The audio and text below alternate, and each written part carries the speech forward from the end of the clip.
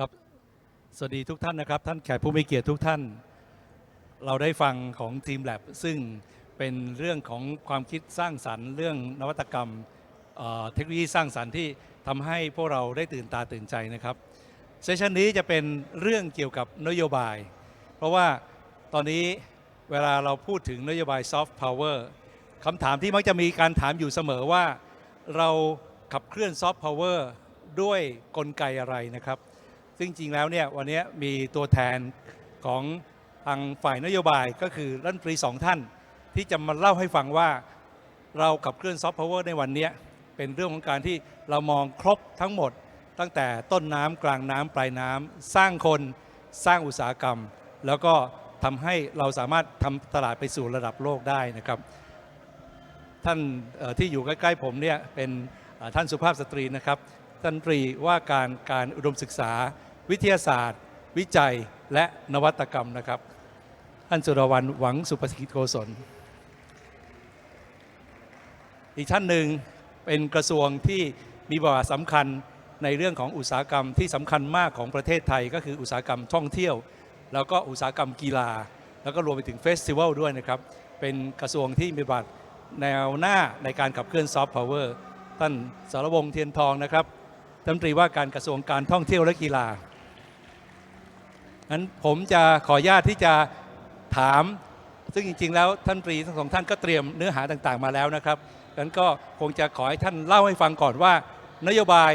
ของแต่ละกระทรวงเนี่ยมีนโยบายอย่างไรบ้างเอาเริ่มต้นก่อนคือเวลาเราพูดถึงเรื่องว่าเราจะขับเคลื่อนซอฟต์พาวเวอร์ต้นน้ำก็คือเรื่องคนเรื่องการสร้างคนเรื่องการเข้าใจว่าเราจะขับเคลื่อนต่อไปยังไงโดยเฉพาะอย่างยิ่งในช่วงต่อจากเนี้ยซอฟต์พาวเวอร์ที่เราทำกันมาปีกว่าๆบางครั้งมันเจอโลกที่เปลี่ยนแปลงไปอาจจะต้องทำความเข้าใจว่ากำลังเกิดอะไรขึ้นบ้างเทคโนโลยีที่เปลี่ยนแปลงพฤติกรรมของคนในต่างประเทศที่ก็เปลี่ยนแปลงไปเนี่ยการวิจัยจะมีบทสำคัญอายุการเองการสร้างคนเรื่องการศึกษาการอบรมที่บอกว่า1 หมู่บ้าน 1 เชฟอาหารไทยอบรมเรื่องเกี่ยวกับนักมวยอบรมเรื่องการออกแบบนี้เป็นต้นนะอาศัยเครือข่ายมหาลัยเนี่ยในแง่ของการส่งเสริมมากจะทำฟิล์มแคมป์ให้กับนักศึกษาก็มหาลัยก็มีบทสำคัญแล้วคงต้องเรียนถามท่านรัฐมนตรีสุดาวันนะครับว่าวันนี้กระทรวงอุดมศึกษาซึ่งถือว่าเป็นแนวหน้าในการขับเคลื่อนเรื่องการพัฒนาคนแล้วการเองเรื่องงานวิจัยด้วยจะมีบทบาทในการที่จะส่งเสริมซอฟต์พาวเวอร์ที่เรากำลังจะขับเคลื่อนต่อไปอย่างไรครับ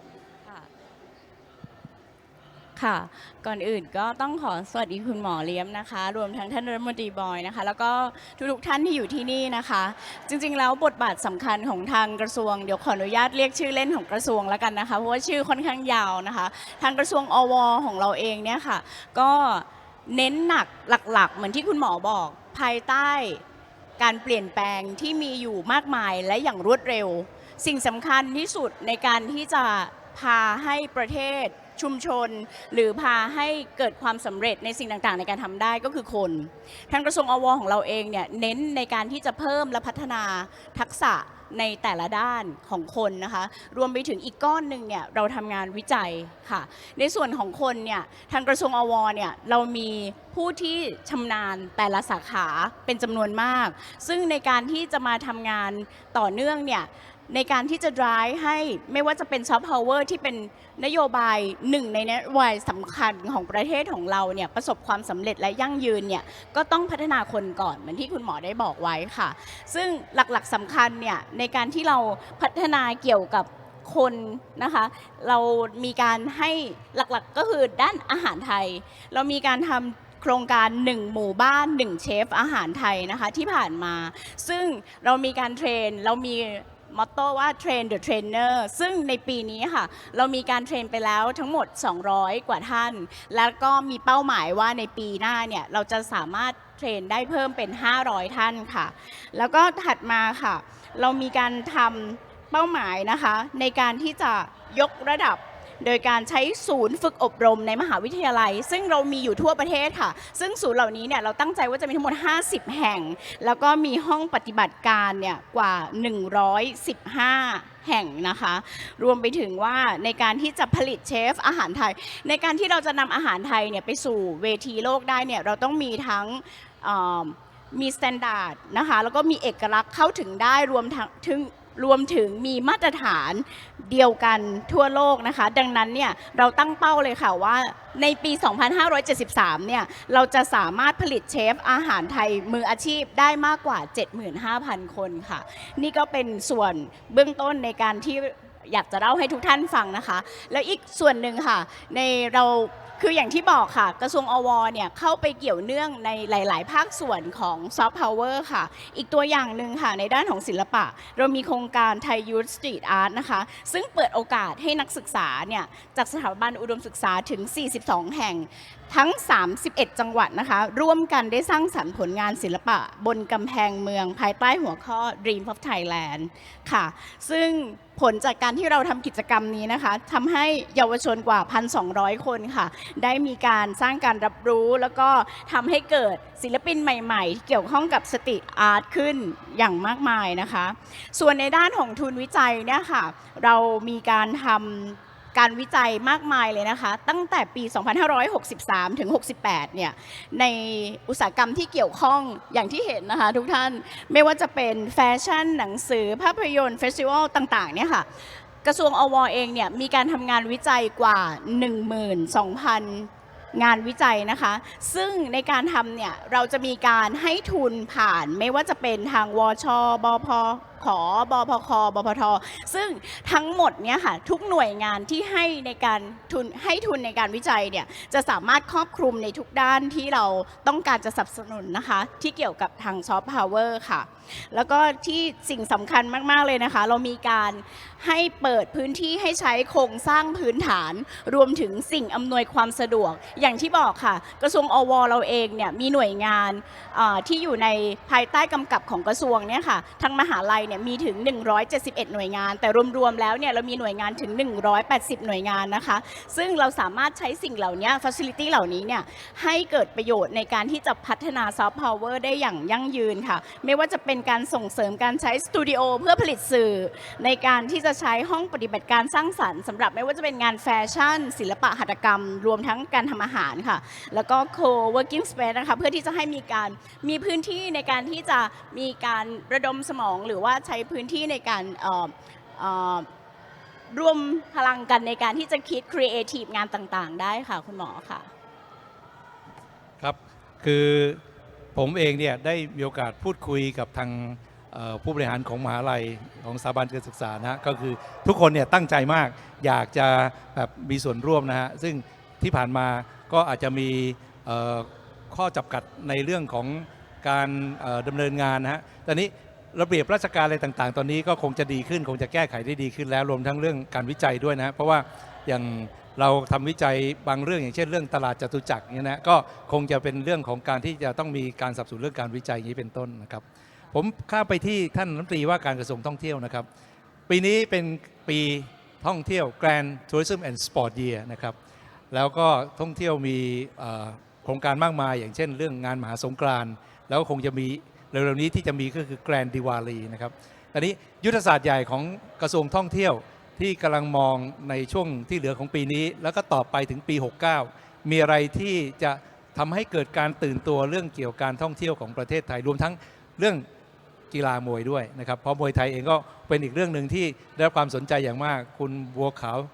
ก็ได้มีโอกาสที่จะมาแสดงในงานนี้แล้วก็คงจะเป็นจุดสนใจของหลายคนครับครับขอบคุณพี่หมอนะครับแล้วก็ขออนุญาตกราบสวัสดีทุกท่านด้วยนะครับจริงๆแล้วต้องบอกว่าผมได้รับหน้าที่นี้นะครับในการที่มาดูกระทรวงการท่องเที่ยวและกีฬาเนี่ยประมาณ8 เดือนกว่าจริงๆแล้วมาสารต่อนโยบายที่ท่านรัฐมนตรีสุดาวันได้สร้างไว้นะครับจริงๆแล้วปฏิเสธไม่ได้ครับในเรื่องของอุตสาหกรรมสร้างสรรค์ทั้ง11ด้านมองไปทางไหนก็เกี่ยวกับท่องเที่ยวและกีฬาทั้งหมดนะครับแล้วก็ตัวซอฟต์พาวเวอร์เองเนี่ยท่านนายกรัฐมนตรีที่มาพูดบนเวทีนี้เมื่อเช้านี้ในฐานะรัฐมนตรีวัฒนธรรมเนี่ยนะครับก็ได้บอกแล้วว่าใน5หลักสำคัญไม่ว่าจะเป็นอาหารมวยไทยเวลเนสนะครับแล้วก็อีก2อันก็คือในเรื่องของอัญมณีและก็ภาพยนตร์เนี่ยทั้ง5หลักอันเนี้ยมันปฏิเสธไม่ได้จริงๆนะครับคือนโยบายของกระทรวงการท่องเที่ยวและกีฬาเนี่ยเราดึงเอาจุดเด่นของคนไทยทั้งหมดนะครับ ผมต้องกราบเรียนกับทุกท่านตรงนี้เลยว่า ตลอดระยะเวลาที่อยู่ในตำแหน่งเนี้ยเดินทางไปหลายประเทศนะครับได้มีการพูดคุยกับรัฐมนตรีท่องเที่ยวในภาคเอเชียนะครับในภาคยุโรปเขาถามคำถามหนึ่งขึ้นมาว่าเมืองไทยมีอะไรดีนะครับทำไมประเทศไอบางที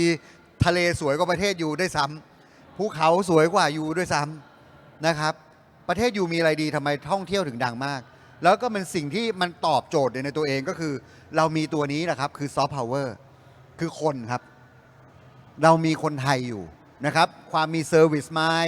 ความมีอะไรต่างๆทั้งหลายทั้งปวงเนี่ยมันอยู่ในอินเนอร์ของพวกเรานะครับแล้วมันไม่มีทางหายไปไหนนะครับเอาละเราจะมีปัญหาเรื่องการเมืองปัญหาเรื่องเศรษฐกิจนู่นนี่นั่นต่างๆแล้วเนี่ยสิ่งที่นักท่องเที่ยวเขากลับเข้ามาในประเทศเราแล้วผมพูดถึง return customer return traveler ที่เราคุยกันเนี่ยทำไมถึงกลับมาเมืองไทยเขาบอกว่าคนไทยคือสิ่งสำคัญนั่นคือซอฟต์พาวเวอร์ตัวจริงนะครับและสิ่งต่างๆที่เราแอดออนเข้าไปนะครับไม่ว่าจะเป็นสิ่งที่ทททได้ทำนะครับผ่านFive Must Do นะครับหรือแม้กระทั่งปีนี้ที่ประกาศเป็นAmazing Thailand Grand Tourism and Sport Year แล้วเราก็มีในเรื่องของ Five Grand ขึ้นมานะครับเพื่อที่จะดึงดูดนักท่องเที่ยวหลายๆกลุ่มที่จะเข้ามาสู่ประเทศไทยนะครับไม่ว่าจะเป็นในเรื่องของการที่จะมีเฟสติวัลใหม่ๆดึงดูดความสนใจ Grand Moment อย่างเงี้ยนะครับทำให้มีจุดท่องเที่ยวใหม่ๆให้เขาไม่ได้ประทับใจ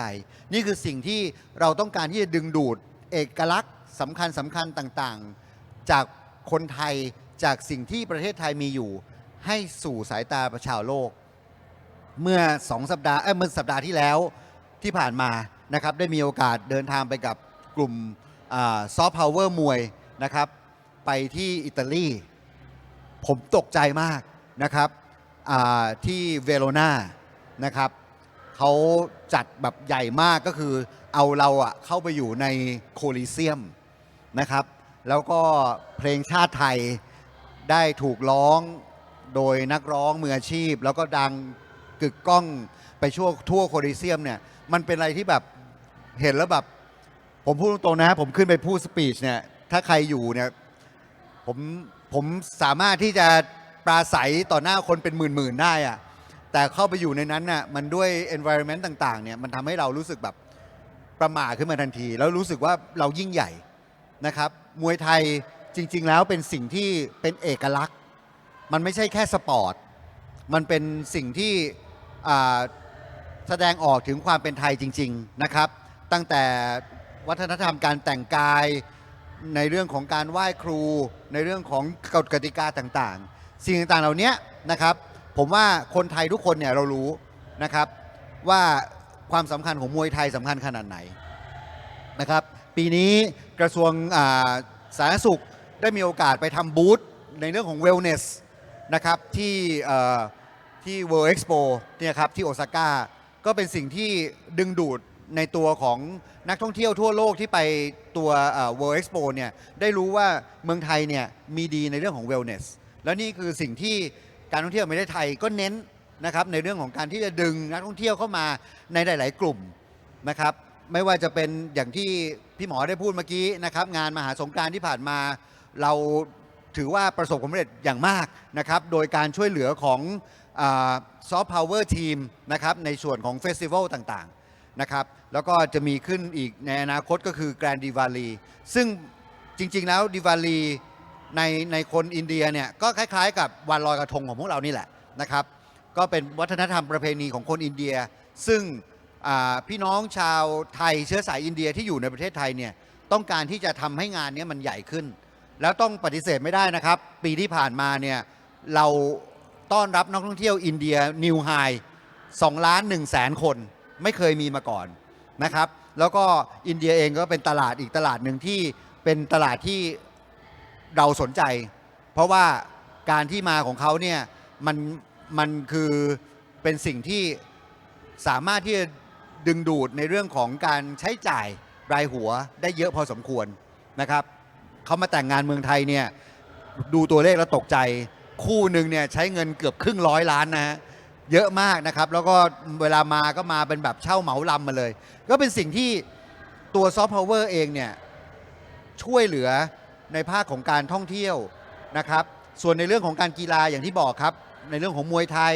ในเรื่องของสิ่งที่เราจะมีในอนาคตนะครับเรากลางปีนี้เราจะมีในเรื่องของ FIVB World Volleyball Championship นะครับซึ่งก็เป็นอีเวนต์ระดับโลกที่เกิดขึ้นมาในช่วงสมัยท่านสุดาวันนะครับในการตั้งเรื่องเอาไว้ แล้วผมก็มาสารต่อ แล้วก็ปลายปีนี้ในเรื่องของซีเกมที่เราจะเป็นเจ้าภาพนะครับเพราะฉะนั้นสิ่งต่างๆเหล่านี้องค์ประกอบโดยภาพรวมเนี่ยผมต้องบอกว่าซอฟต์พาวเวอร์เป็นเสาหลักเสาหนึ่งในการที่จะช่วยในเรื่องของการท่องเที่ยวและการกีฬาของไทยนะครับไม่ว่าจะเป็นเรื่องของการขยายผลหรือว่าการคงอยู่แล้วก็ทำให้มีเม็ดเงินเกิดขึ้นในอนาคตซึ่งเป็นนโยบายของท่านนายกอยู่แล้วที่จะทำ KPI ของการท่องเที่ยวเนี่ยให้มันบาลานซ์กันในเรื่องของจำนวนนักท่องเที่ยวกับรายได้ที่จะเข้ามาในประเทศครับครับในช่วงที่ผ่านมาเนี่ยเราก็อาจจะเจอประเด็นเรื่องเกี่ยวกับความปลอดภัยของนักท่องเที่ยว แล้วก็เลยทำให้เกิดความกังวลของนักท่องเที่ยวที่จะมาเที่ยวประเทศไทย ตรงนี้ทางกระทรวงท่องเที่ยวเองมี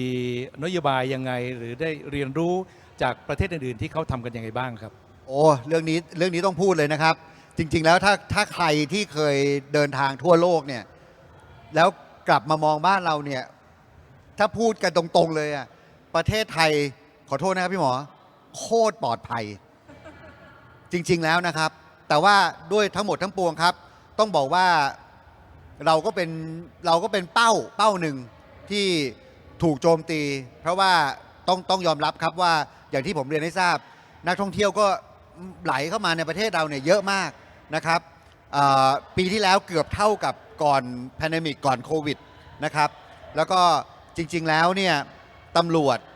นะครับเจ้าหน้าที่ของเราทำงานเต็มที่ผมไม่เข้ามาอยู่ตรงนี้ก็ไม่รู้ผมมั่นใจว่าในห้องประชุมแห่งนี้ก็ไม่มีใครทราบหรอกครับว่าตำรวจท่องเที่ยวในประเทศไทยมีอยู่ทั้งหมด 1,800 นายครับถ้าไม่ได้ความร่วมมือจากตำรวจภูธรตำรวจนครบาลแล้วก็เจ้าหน้าที่ต่างๆตลอดจนวิสัยทัศน์นะครับของท่านผู้บัญชาการตำรวจท่องเที่ยวที่จะเอา AI เข้ามาใช้จะเอาเรื่องระบบเทคโนโลยีเข้ามาใช้นะครับผมมั่นใจครับทุกวันนี้จากที่ไปดูมาด้วยตัวเองจุดไหนที่เป็นแหล่งท่องเที่ยวแล้วมีรถโมบายของตำรวจท่องเที่ยวไปจอดอยู่เนี่ยอันนี้เนี่ยรับประกันได้ครับไม่ว่าจะเป็นโจรขโมยต่างๆไม่ว่าจะเป็นลูกหายนะครับไม่ว่าจะเป็นพัดหลงกันต่างๆเนี่ย AI มัน track หน้าได้หมดนะครับเราแค่ป้อนข้อมูลว่าหน้าตาแบบนี้สรวงศ์มีหมายจับอยู่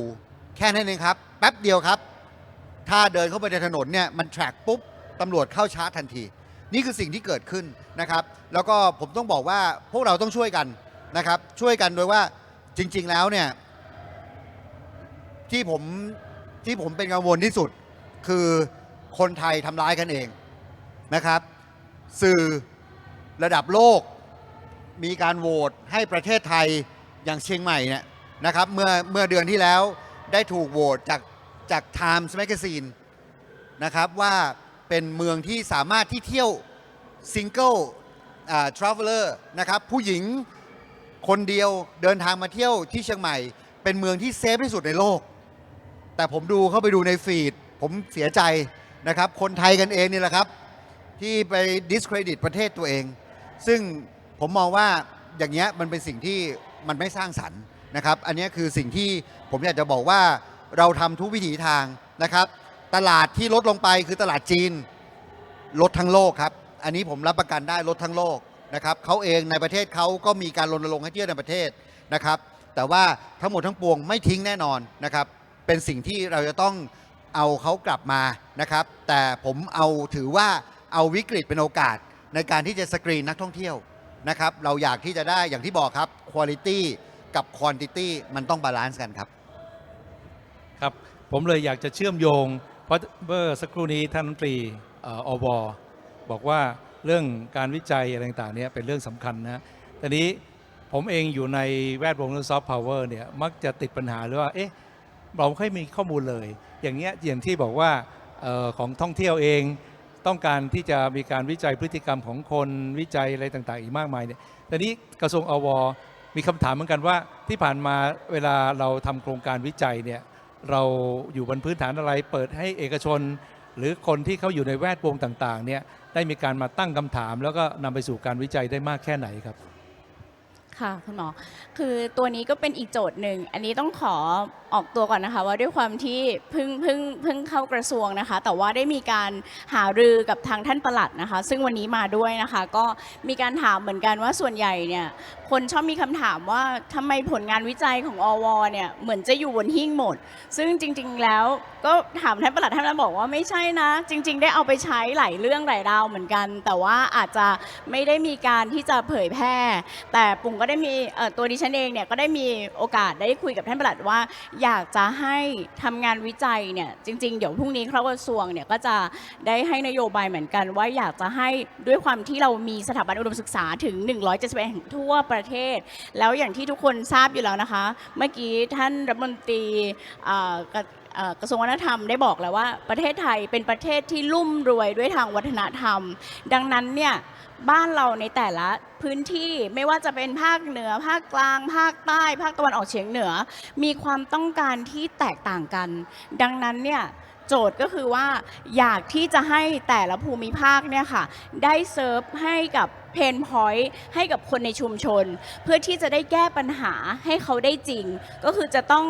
เอางานวิจัยนั้นเนี่ยไปแก้ปัญหาแล้วให้เอามาพัฒนาสร้างมูลค่าแล้วก็สร้างเหมือนรันเศรษฐกิจของเราได้อย่างต่อเนื่องแล้วก็ยั่งยืนค่ะ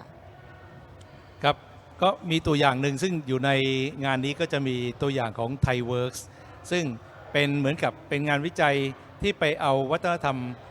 ของเราแต่ดั้งเดิมอย่างเช่นที่บ้านเชียงหรือลำพื้นบ้านแล้วก็มาพัฒนาต่อยอด OTOP เพื่อที่จะได้ทำให้วัฒนธรรมเหล่านี้ได้มีรสนิยมที่ไปจับใจคนทั้งโลกได้ ตรงนี้ทางอวจะมีส่วนช่วยยังไงได้บ้างไหมครับ จริงๆเราทำงานร่วมกับหลายแห่งนะคะอย่างมหาวิทยาลัยราชภัฏที่ภูเก็ตเนี่ยก็ในโซนนั้นจะเป็นเรื่องการท่องเที่ยวเรื่องอะไรอย่างเงี้ยค่ะเราก็จะทำในโซนนั้นแล้วส่วนก็จะมีมหาวิทยาลัยบ้านบึงเนี่ยก็จะมีการอบรมเรื่องเกี่ยวกับมวยซึ่งก็เป็นหนึ่งในซอฟต์พาวเวอร์ซึ่งเราก็มีทั้งแบบดีกรีแล้วก็นอนดีกรีด้วยนะคะแล้วก็พัฒนาตั้งแต่เด็กเยาวชนนะคะไปจนถึงแบบผู้ใหญ่เลยเพื่อที่จะได้ต่อเนื่องอย่างที่เรียนค่ะความต้องการแต่ละพื้นที่ไม่เหมือนกันดังนั้นเนี่ยในส่วนนี้จะต้องทำกันอย่างเข้มข้นนะพูดง่ายๆแล้วก็ต้องให้ตรงจุดซึ่งในแต่ละพื้นที่เนี่ยมันจะสามารถเชื่อมโยงความต้องการแล้วก็ให้มหาลัยเนี่ยหรือว่าสถาบันอุดมศึกษาต่างๆเนี่ยช่วยที่จะแก้ปัญหาในสิ่งที่เป็นเพนพอยต์อย่างที่ได้เรียนไปแล้วนะคะรวมถึงในแต่ละที่เนี่ยก็จะมีเขาเรียกว่าอะไร facility ต่างๆเนี่ยที่จะช่วยให้ประชาชนเนี่ยได้เข้าถึงง่ายแล้วก็เพื่อที่จะช่วยพัฒนาคนได้ต่อเนื่องด้วยค่ะคุณหมอค่ะนั่นคือทางกระทรวงอวพร้อมที่จะมีการสนับสนุนเรื่องการวิจัยที่ต่อยอดจากสิ่งที่เป็นวัฒนธรรมของเรานะครับจริงๆเมื่อกี้แอบแซวท่านรัฐมนตรีบอยว่ามีอะไรจะวิจัยก็ส่งมาได้ แล้วก็ใช้เทคโนโลยีเยอะๆเหมือนของท่านตำรวจท่องเที่ยวเนี่ยค่ะก็สามารถคุยกันได้เพราะจริงๆของเราเนี่ยต้องการที่จะพัฒนาตั้งแต่พื้นฐานอย่างที่บอกเพนพอยต์แล้วก็จะต้องมีในเรื่องของ AI ในเรื่องของอนาคตด้วยสิ่งเหล่านี้ผมคิดว่ามันเกี่ยวข้องกับทุกกระทรวงเกี่ยวข้องกับทุกหน่วยงานไม่ว่าจะเป็นท่องเที่ยวนะคะไม่ว่าจะเป็นเกษตรหรือใดๆก็แล้วแต่เนี่ยคือเราสามารถใช้ตรงนี้คนที่มีทักษะเนี่ยที่อยู่ในกระทรวงอวเนี่ยช่วยในการที่จะพัฒนาแล้วก็แก้ปัญหาสิ่งที่เกิดขึ้นได้ค่ะครับมักมีคนบอกเสมอว่างบวิจัยประเทศไทยนี่มันน้อยจริงไหมครับมันจะต้องยังไงครับก็มันน้อยจริงจริงแล้วมันอยู่กับว่าเราตั้งเป้าอย่างไรแล้วก็อยากที่จะสร้างอะไรมากกว่านะคะแต่ในต้องขอคอมเมนต์อย่างหนึ่งว่างบเนี่ยทุกงบเนี่ยทุกคนมองว่าน้อยหมดตอนปุ๋งอยู่วัฒนธรรมก็บอกว่างบน้อยตอนอยู่ท่องเที่ยวก็บอกว่างบน้อยอะไรเงี้ยจริงๆเวลาเข้ากระทรวงเนี่ยจะชอบให้นโยบายว่ามีอะไรใช้ให้เกิดประโยชน์สูงสุด อาจจะแบ่งก็ได้ค่ะมีได้ถามท่านปลัดเหมือนกันว่าที่เราให้ทุนในแต่ละปีเนี่ยอวมีการให้ทุนนักเรียนไปเรียนต่อนะคะได้ถามท่านปลัดเหมือนกันว่าเราได้ตั้งโจทย์ไหมว่าตอนนี้เนี่ยเราขาดอะไรแต่ว่านโยบายรัฐที่เราอยากจะได้ในอนาคตเนี่ยคือในแง่ไหนดังนั้นเนี่ยเราอาจจะต้องเติมแล้วก็บาลานซ์ในแต่ละส่วนเนี่ยให้มันครบถ้วนทั้งสิ่งที่ต้องตอบโจทย์ปัจจุบันแล้วก็ต้องตามโลกให้ทันในอนาคตค่ะก็คิดว่าถ้าได้เพิ่มก็ดีมากค่ะแต่ว่าในสิ่งที่มีอยู่ก็จะใช้ให้เกิดประโยชน์สูงสุดค่ะคุณหมอครับผมงั้นหัวข้อเราบอกว่าเรื่อง tourism education and the new frontier นะครับโลกกำลังเปลี่ยนไปมากล่าสุดเพิ่งมีประเด็นเรื่องภาษีทรัมป์มีอะไรที่ทางกระทรวงทั้งสองกระทรวงเนี่ยวางแผนว่าในอีก2 ปี 5 ปีข้างหน้าอะไรคือเป็นการที่จะพลิกโฉมเป็นยุทธศาสตร์ใหญ่ๆของทั้งสองกระทรวงฮะเริ่มที่กระทรวงท่องเที่ยวก่อนครับขออนุญาตก่อนนะครับคือเรื่องของภาคของการท่องเที่ยวเนี่ยเราไม่ใช่ดูเฉพาะหน้างานอย่างเดียวเรามีการวางแผนในเรื่องของที่ตอนนี้ทั่วโลกให้ความนิยมแล้วก็ให้ความสนใจมากก็คือเรื่องของ sustainability นะครับผมพูดเสมอเลยครับว่าหลังจากโควิดมาเนี่ยเราเรียนรู้หลายๆอย่างมากนะครับเราเรียนรู้ว่าเราจะทำงานจากที่ไหนก็ได้ในโลกนี้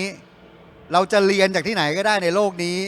จริงๆแล้วเราหาหมอจากที่ไหนก็ได้ในโลกนี้เพราะเดี๋ยวนี้มันมีเทเลเมดิซินหมดแต่สิ่งหนึ่งที่ต้องไปด้วยตัวเองแน่ๆคือไปเที่ยวครับแล้วสิ่งต่างๆเหล่านี้มันถูกกลับมามองว่าการท่องเที่ยวนี่แหละมันเป็นสิ่งหนึ่งเลยที่เราจะต้องมามองถึง sustainability พอพูดถึง sustain ปุ๊บ17 หัวข้อที่มีอยู่ใน under sustain เนี่ยคนจะมองถึงเรื่องของในเรื่องของการอนุรักษ์สิ่งแวดล้อมเป็นใหญ่นะครับแต่จริงๆแล้วมันมีอะไรรายละเอียดในนั้นอีกเยอะแยะไม่ว่าจะเป็นความเท่าเทียมนะครับไม่ใช่แค่ทางเพศอย่างเดียวทางกายด้วยนะครับพี่น้องที่เป็นมนุษย์ล้อนะครับเวลาเขาไปเที่ยวทำยังไงสิ่งต่างๆเหล่านี้เราต้องกลับมามองว่าประเทศเราควรหรือไม่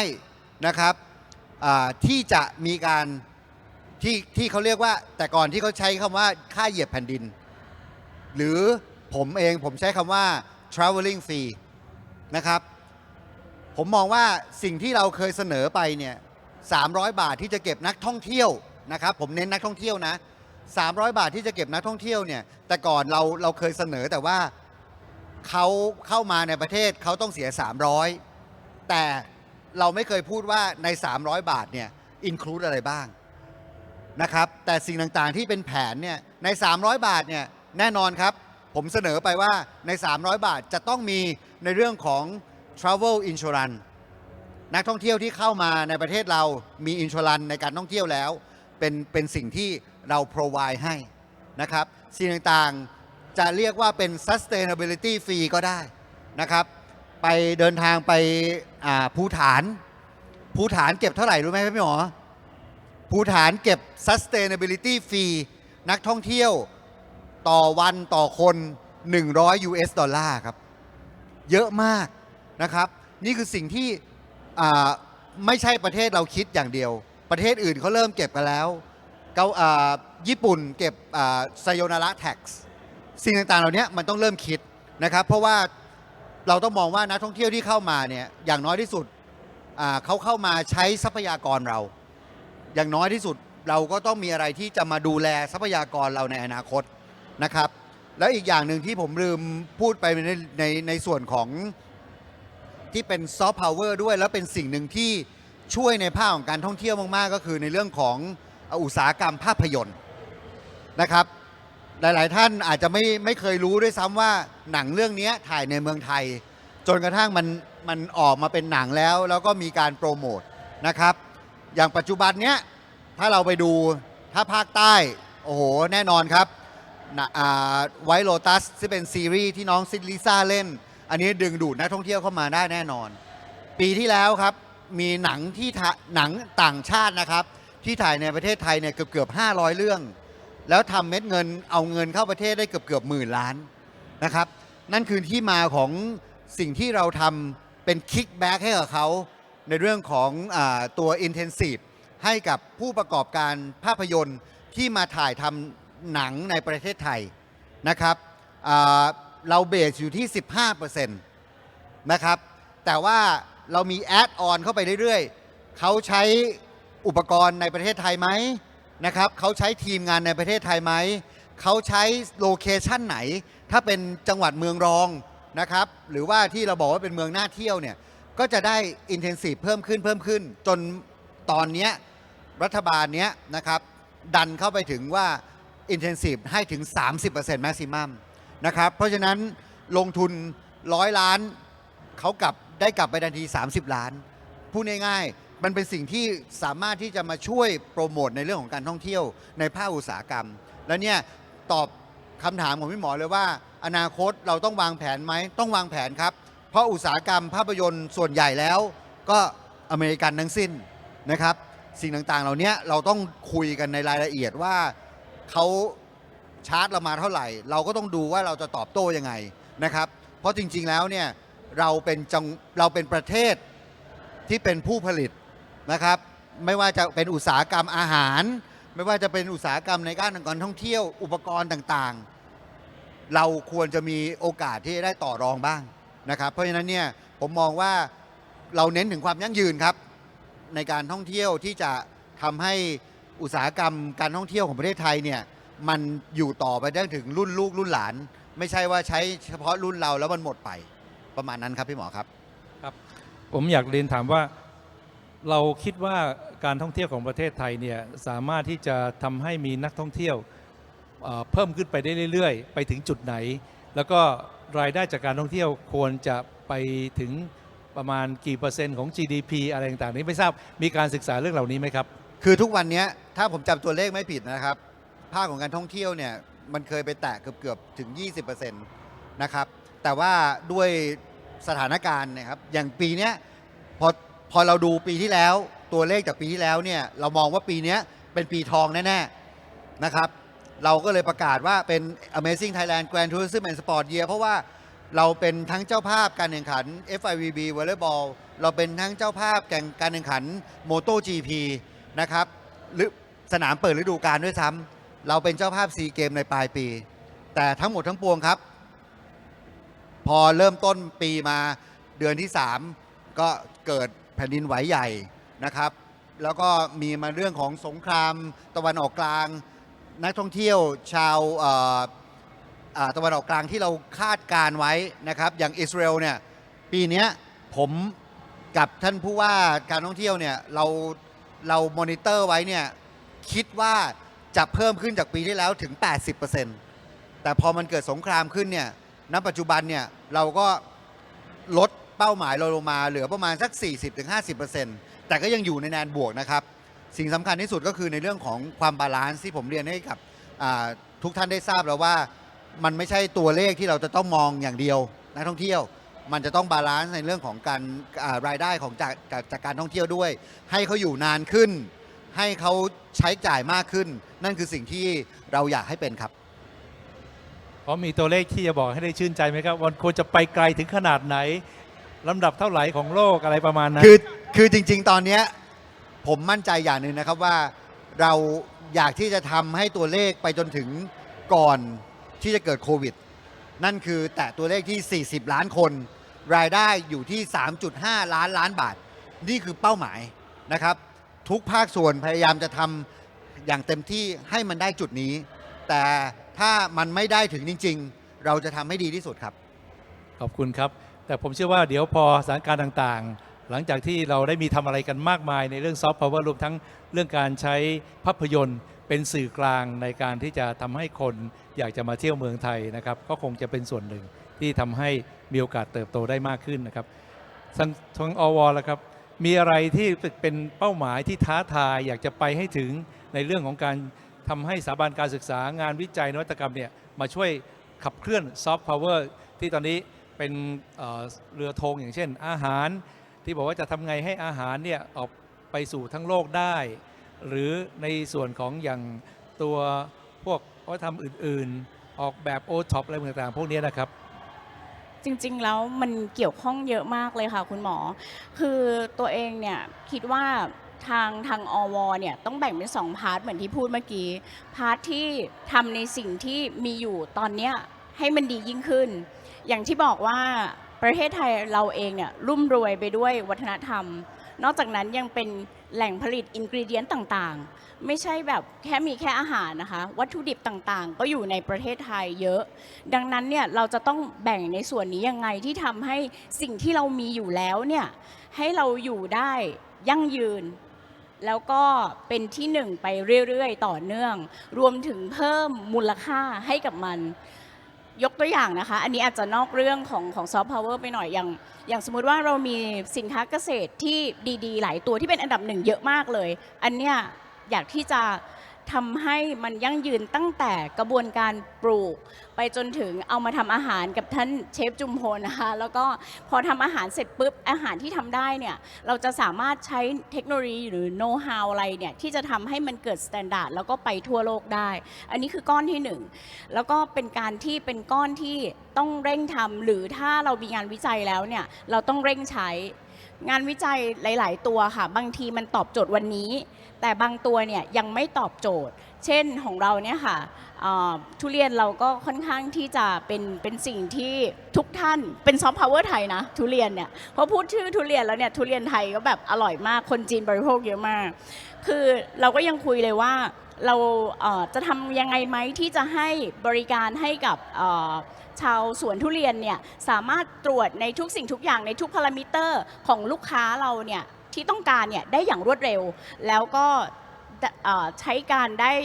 สมเหตุสมผลกับราคาเพราะบางครั้งเนี่ยในการทำวิจัยเนี่ยเราทำได้ไหมทำได้แต่พอเอามาใช้จริงในการที่จะเอามาในเชิงพาณิชย์เนี่ยมันอาจจะยังไม่ตอบโจทย์วันนี้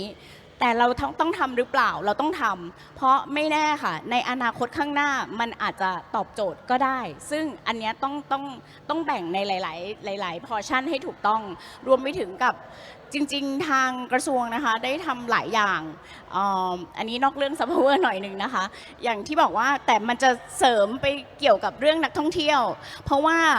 ในเรื่องของไม่ว่าจะเป็นเรื่องการพิจิตรเรื่องน้ำท่วมน้ำแล้งซึ่งเหล่านี้เนี่ยมันก็จะทำให้เสริมภาพลักษณ์ให้กับประเทศทำให้ทุกคนรู้ว่าเฮ้ยประเทศไทยเรานะสามารถที่จะพิจิตรเหตุการณ์ทางธรรมชาติได้ล่วงหน้าหรือใดๆนี่ก็เป็นอีกหนึ่งส่วนที่เป็นส่วนเล็กๆในการที่จะเสริมภาพลักษณ์เนี่ย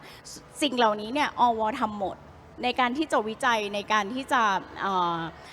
พิจิตรเรื่องเกี่ยวกับการเกิดภัยทางธรรมชาติหรืออะไรอย่างเงี้ยค่ะซึ่งเหล่านี้เนี่ยมันจะช่วยสนับสนุนทั้งทางตรงและทางอ้อมก็เชื่อว่าไม่ว่าจะเป็นในเรื่องของต้องทำวันนี้หรือทำเผื่ออนาคตเนี่ยค่ะอันเนี้ยทางกระทรวงเนี่ยจะเน้นหนักในการที่จะเอาสิ่งที่เรามีอยู่มาใช้ประโยชน์ให้เกิดสูงสุดนะคะคุณหมอครับเหลือเวลาไม่มากคำถามสุดท้ายทั้งสองท่านนะครับก็คือว่าถ้าหากให้เลือกว่าจะมีนโยบายสำคัญอะไรที่ท่านคิดว่าท่านจะดันให้ได้สุดตัวภายในเนี่ยปีนี้ 2568 เนี่ยอะไรคือนโยบายสำคัญที่ท่านจะผลักดันเพื่อให้เห็นการเปลี่ยนแปลงในเรื่องซอฟต์พาวเวอร์ครับขออนุญาตผมก่อนเลยเนาะนะพี่ปุ๋งจะได้ปิดท้ายเนาะคือจริงๆแล้วอย่างที่ผมบอกครับตัวซอฟต์พาวเวอร์เนี่ยมันมีอยู่ในตัวคนไทยทุกคนอยู่แล้วนะครับมันจะดึงออกมายังไงในภาคของการท่องเที่ยวอ่ะแน่นอนครับทุกมิติสามารถแตะกับตัวซอฟต์พาวเวอร์ได้หมดเลยนะครับแล้วเป็นสิ่งที่เรายืนยันอย่างยิ่งว่าเราพยายามอย่างยิ่งที่จะนำเสนอซอฟต์พาวเวอร์ทุกมิติให้กับนักท่องเที่ยวมันจะเป็นสิ่งหนึ่งที่สามารถที่จะดึงดูดให้เขาเป็น Return Traveler ได้นะครับสิ่งต่างๆที่เรามีอยู่เสริมกับนวัตกรรมต่างๆที่ทางอวจะมีในอนาคตเราสามารถที่จะทำงานร่วมกันได้จริงๆแล้วทุกกระทรวงเลยนะครับไม่ว่าจะเป็นกระทรวงสาธารณสุขนะครับที่ดูเรื่อง Wellness แล้วก็จริงๆแล้วกระทรวงวัฒนธรรมนะครับซึ่งดูแลในเรื่องของตัวฟิล์มเนี่ยในเรื่องของอุตสาหกรรมภาพยนตร์อยู่แล้วซึ่งเราอาจจะต่อยอดจริงๆแล้วที่คุยกันไว้เบื้องต้นก็คือในเรื่องของผู้ประกอบการหรือว่าผู้ที่อยู่ในอุตสาหกรรมภาพยนตร์ของคนไทยซึ่งผลิตผลงานนะครับทั้งในไทยและเอาออกไปขยายในต่างประเทศเนี่ยอันเนี้ยผมพยายามอย่างยิ่งที่จะให้เขามี สิ่งตอบแทนจากรัฐ ในฐานะที่เขาเป็นส่วนหนึ่งที่โปรโมทในด้านของการท่องเที่ยวให้กับคนไทยนะครับอันนี้คือเป็นนโยบายที่กระทรวงท่องเที่ยวและกีฬากับกระทรวงวัฒนธรรมเนี่ยคุยเบื้องต้นกันไว้อยู่แล้วว่าอย่างไรอย่างแล้วก็ตัวซอฟต์พาวเวอร์ด้านฟิล์มด้วยนะครับที่คุยกันว่าสิ่งต่างๆเหล่านี้มันต้องเกิดขึ้น แล้วเป็นสิ่งที่เราพยายามอย่างยิ่งที่จะเอาทุกๆซอฟต์พาวเวอร์ที่อยู่ในทุกๆหมวดหมู่เนี่ยออกมาใช้ให้เป็นประโยชน์มากที่สุดนะครับภาคของการท่องเที่ยวเองผมขอเน้นย้ำว่าคนไทยต้องช่วยกันนะครับจะเกิดเหตุการณ์ขึ้นอะไรในโลกก็แล้วแต่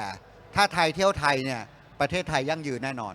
นะครับขอบคุณครับขอบคุณครับก็คือโดยสรุปก็คือว่าจะส่งเสริมทุกซอฟต์พาวเวอร์เอามาเพื่อที่ทำให้การท่องเที่ยวได้มีโอกาสที่จะขยายตัวนะครับเห็นชัดเจนก็คือเรื่องเกี่ยวกับ cash rebate ของภาพยนตร์ไทยซึ่งท่านตรีว่าการกระทรวงวัฒนธรรมเมื่อสักครู่นี้ก็ได้พูดไปแล้วว่าจะส่งเสริมให้มีการประกาศ cash rebate โดยเร็วนะครับก็จะเป็นข่าวดีสำหรับวงการภาพยนตร์เพื่อที่จะได้เผยแพร่สถานท่องเที่ยวไทยหรือว่าพวกวัฒนธรรมไทยต่างๆที่โดดเด่นแล้วก็ทำให้ทุกคนเนี่ยอยากมาเที่ยวนะครับใช่ครับทั้งเรื่องการเข้าใจเกี่ยวกับคนไทยที่เป็นมิตรมีอัธยาศัยดีนะครับท่านตรีอวครับค่ะในส่วนของอวนะคะอยากที่จะให้เอานวัตกรรมของเราเนี่ยคือไปลดความเหลื่อมล้ำให้กับคนทั่วประเทศเลยในทุกๆภาคอย่างที่บอกนะคะเราเนี่ยก็เหมือนเป็นโค้ชอยากให้มองว่าอวเนี่ยเป็นคนปั้นศิลปินคือเราอยากที่จะปั้นเนี่ยให้ประชาชนของเราเนี่ยในทุกๆภาคเพราะว่าซอฟต์พาวเวอร์เรามีหลายด้านดังนั้นเนี่ยอยากจะทำยังไงก็ได้ค่ะที่จะให้เข้าถึงให้ครอบคลุมเยอะที่สุดสร้างอาชีพให้เขาลดความเหลื่อมล้ำในที่นี้หมายถึงว่าทางกระทรวงเองเนี่ยในการอบรมเนี่ยเรามีทั้งออนไลน์แล้วก็ออนไซต์ถ้าออนไซต์ได้ก็จะดีเพราะว่ามันได้ปฏิบัติจริงแต่บางครั้งเนี่ยบางคนเขามีขีดความสามารถหรือว่ามีข้อจำกัดต่างๆเนี่ยเราก็พยายามที่จะมีการอบรมออนไลน์ดังนั้นเนี่ยในสิ่งนี้อยากจะเห็นตัวเลขที่เพิ่มมากขึ้นกระจายได้ทั่วถึงขึ้นแล้วก็เหมือนกับสามารถที่จะสร้างรายได้ในแต่ละสาขาของซอฟต์พาวเวอร์ได้มากยิ่งขึ้นนะคะอันนี้คือเป็นส่วนที่คิดว่าทางอวอยากจะผลักดันแล้วก็น่าจะสามารถช่วยสนับสนุนตัวนโยบายนี้ได้อย่างยั่งยืนด้วยค่ะคุณหมอเพราะว่าที่ท่านรัฐมนตรีอวพูดชัดเจนคือเรื่องการเรียนออนไลน์ซึ่งในวันนี้เทคโนโลยีมาแล้วทำให้โอกาสการเรียนออนไลน์ได้มากขึ้นเพราะว่ารัฐบาลประกาศว่าเราจะอบรมคนให้ได้20ล้านคนนะครับการอบรมออนไซต์20ล้านคนเนี่ยอาจจะยากมากแต่อบรมออนไลน์เนี่ย20ล้านคนก็คงเป็นเรื่องสำคัญที่สามารถทำได้ก็จะฝากว่าเรื่อง e-learning ที่ทำให้คนไทยได้มีโอกาสได้เข้าถึงอย่างมากที่สุดนะครับเพราะว่ามีหลายอุตสาหกรรมตอนนี้ที่มาฟังอยู่ด้วยนะมีอะไรจะฝากถึงอุตสาหกรรมออกแบบไหมครับจะช่วยเขายังไงบ้างครับทำให้เขาได้มีการอบรมคนที่อยากจะเป็นสถาปนิกเป็นดีไซเนอร์วันนี้ไปร่วมกับจุฬาบ้างแล้วจะขยายตัวให้เร็วขึ้นได้มากกว่านี้ยังไงครับโอ้ยยินดีเลยค่ะจริงๆแล้วเรายินดีทำร่วมกับทุกภาคส่วนนะคะไม่ว่าจะออกแบบแฟชั่นใดๆนะคะเพราะว่าอย่างที่บอกค่ะทางกระทรวงเองเนี่ยมีผู้ที่เชี่ยวชาญอย่างที่บอกว่ากระทรวงมีการวิจัยแล้วก็มีการพัฒนาอย่างต่อเนื่องนะคะ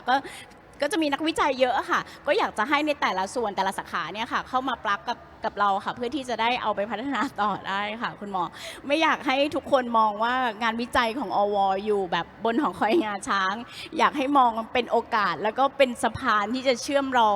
สร้างความสำเร็จให้ประเทศมากกว่าค่ะครับผมก็เป็นคำมั่นของท่านรัฐมนตรีแล้วนะครับเดี๋ยวก็อุตสาหกรรมออกแบบสามารถที่จะเชื่อมต่อกับสถาบันการศึกษาและขยายตัวได้เร็วขึ้นทำให้คนสนใจเรื่องเกี่ยวกับออกแบบเรื่องความคิดสร้างสรรค์ได้มีเวทีได้มากขึ้นตามสถาบันการศึกษาใต้สังกัดของกระทรวงการอุดมศึกษานะครับวันนี้ก็ได้ฟัง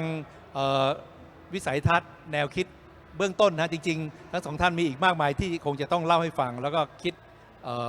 ลักษณะที่เป็นนโยบายที่จะเปลี่ยนแปลงชีวิตของคนไทยเปลี่ยนแปลงระบบนิเวศของการศึกษาระบบนิเวศของการท่องเที่ยวซึ่งเป็นเรื่องสำคัญสำหรับการขับเคลื่อนซอฟต์พาวเวอร์ของเรานะครับวันนี้ก็คงจะขอบคุณท่านตรีสองท่านนะครับท่านตรีสุดาวันนะครับท่านตรีสรวงศ์ครับขอบพระคุณครับขอบพระคุณมากๆครับขอบคุณทุกท่านนะครับ